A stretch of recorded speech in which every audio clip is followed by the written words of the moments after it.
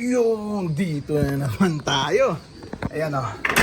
Ito yung mga jet fighter natin. Check natin. Nagano tayo ngayon, magbabartolina system na. Yan, ilan na lang yung pawawalan ko dire. Ayan, samantala, palitan ko muna itong panubigan nila ng ano. Yun, nandito na yung ano ko, Ferris Probiotic. Ayan o, salagyan natin ng Ferris Probiotic plus honey syempre. Ayan, check natin. Ayan, repilan ko muna to ha. Ayan, ngayon lang ulit sila makakatikim nila eh. Ayan, tagal, 1 linggo. Check natin. Ayan. Maghapong inumin na nila to. Ayan o. Amoy echas. Ayan, ganyan talaga amoy ng ano, Ferris Probiotic, amoy echas. Ayan, pag ganyang amoy echas, ibig sabihin, mabisa yan. Lalakas kain ibon. Ayan ha. O, check natin sila. Painin muna natin sila ng ano, matinding chicha nila. Breeder mix ni ano, ni Wingmaster. Ayan, wala na akong supply. Kaya umorder ako, 5 sako. Sana dumating mamaya. Ayan o. Check natin. Ayan, unti lang pakain natin para pagpalain ha.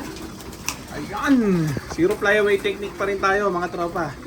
Wala pa nawawala. Ayan o. Nalakas kumain o. Dambulan. Ayan, mga ilang araw pa. Yakit ko na yung 8 kulang. Ayan, samantala, naka-Bartolina mode na itong mga to. 3 lang yung pawawalan ko. Maya maya.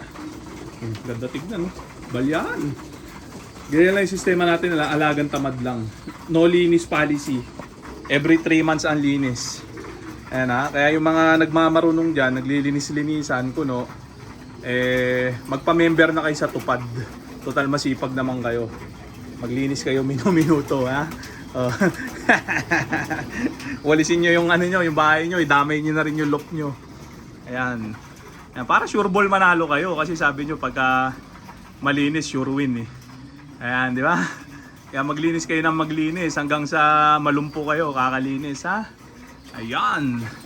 Tapos yung mga kumag na officer din sa homeowner, o kung sino man kayo, mga inggitero kayo, puros pamemerwisyo ang alam nyo. Ayan, pag ako nayamot sa inyo, kayo ikukulong ko doon sa fly pen ko, pinag-iinitan nyo yung kulungan ng manok ko, Bangketa Gaming. Ayan, tagal-tagal na nun doon. Ayan, wala na kayong magawa sa buhay nyo. Puros pamemerwisyo na lang ang alam nyo. King ina nyo, kayo ikukulong ko sa fly pen ko pag ako nayamot. Ayan na. Oh. Kung sino man yung mga reklamador na yan ha. Barata kayo. Ayan o. Mantala yung mga jet fighter natin. Eto na. Ayan, wala na tuloy akong Bangketa Gaming. Ililipat ko sa rooftop. Rooftop gaming na. Ayan. Kaso medyo matrabaho. Aakyat pa. Barata. Ayan o. Mantala itong mga jet fighter natin. Matagal pa laban ng mga to. Mga ano pa. July pa ang training. Mga September pa laban ng mga to. July, August ang training. September ang laban. Kaya petics mode lang muna ako. Hindi ako nagliligalig muna sa mga ganito, mga sistema. Ayan o. Yung iba masyado maligalig. Linisin daw araw-araw. Maya't maya, kailangan daw sobrang linis. Para pwede daw sila matulog sa loob. Ayan o. Sige, kayo na matulog sa kulungan nyo. Kanyo pagka tutok, sobrang tutok, mananalo. Tutukan nyo hanggang sa maduling kayo katututok, di ba? Yan, wala akong paki sa inyo. Basta ako, alagang tamad only. Kusa na nanalo ibon, kusa rin gumugulong. Yan ha. O, dadampot na ako dito ng ano, 3 na pawawalan ko. Ito. Isang to. Pawalan ko to.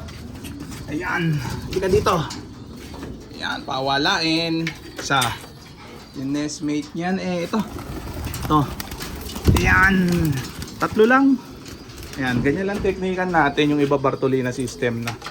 Yung isang late maturing sa ronda dito, ito. Wala natin tong isa. Ito hindi nakakasabay sa marami to nakailang ronda pa lang to Ayan o. Pero yung nestmate niya matibay na. Kaya Bartolina na yun. Oh! Hingal. Ayan sila, pawalan na natin, baka mabalis pa. Ayan! 3 only. Bartolina na to lahat. Yung iba niya pinapahaba ako pakpak bago ko i-viewing. Oh, pati paglabas. Barata to. Mukhang tulunggis. Ayan o. Oh. Mana sa amo, mana sa basher. Tulunggis. Ayan o. Nag-Spiderman na yung isa. O, comment lang kayo dyan mga tropa. Anong content ang gusto nyo at gawan natin lahat yan ha. Oh. Check natin. Ayan, ayun. Baba na yung isa. Practicing mode sila dyan, no? Ganyan lang, paulit-ulit na technique natin sa zero flyaway technique. Sundan nyo lang. Yung mga hindi makasunod, panoorin nyo lang yung mga nakaraang video natin para makasunod kayo. Sayang kasi yan, nagpapamo kayo ng inakay tapos mawawala lang, di ba? Gayahin nyo to. Ayan, oh. Oh, para damay-damay na. Ayan, zero flyaway, ayaw nyo pa? Ayaw nyo makinig, ayaw nyo matuto? Bahala kayo sa buhay nyo, di ba? Basta ako, 30 to, 30 of 30 to, matuturuan ko. Walang mawawala kahit isa.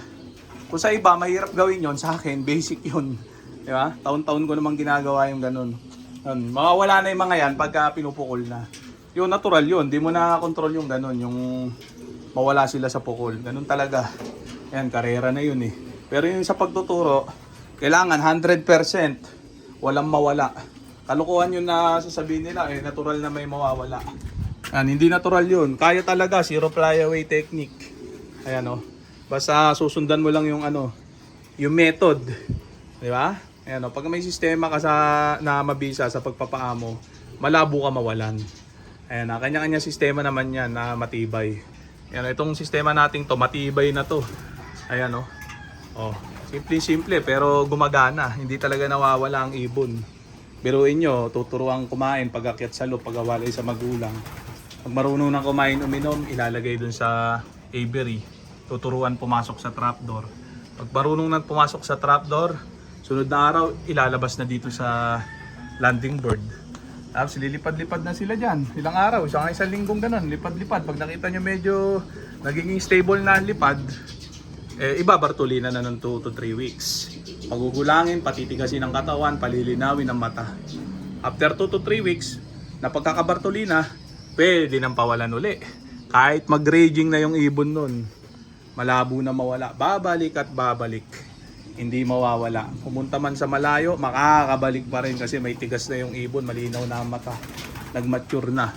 Malaking bagay yun, yung 2 to 3 weeks na bartulina na pagpapagulang sa kanila bago mo isabak sa ragingan. Yun ang hindi naiintindihan ng iba, lalo yung mga 10 years newbie, 20 years newbie. Hanggang ngayon, nawawalan pa rin sila sa turo. Ewan ko ba, hindi na sila natututo. O sa inyo, baguhin nyo na yung style nyo. Yung pagka matigas na ulo nyo, ipalo nyo na lang yung ulo nyo sa pader. Yun, baka yung pader ang mabasag dahil mas matigas yung ulo nyo. Ayan na. Oh, ayan, ganun lang. O, bawal ang pikon dito ha. Pag may nambas dito, ibig sabihin pikon, tinamaan. Kaya yung mga basher, mga pikunin yung mga yan eh. Mga tulongges yung mga yan, mga bobo yung mga yan. numero inggitero ang mga basher, kaya nga nang babas. Basta ang isang tao nang babash, may may inggit sa katawan yan. Ganun lang yan ha. So okay na muna siguro yung mga tropa. So dito ko na muna tatapusin tong video na to. Shoutout sa may hinang nila. Okay na ha.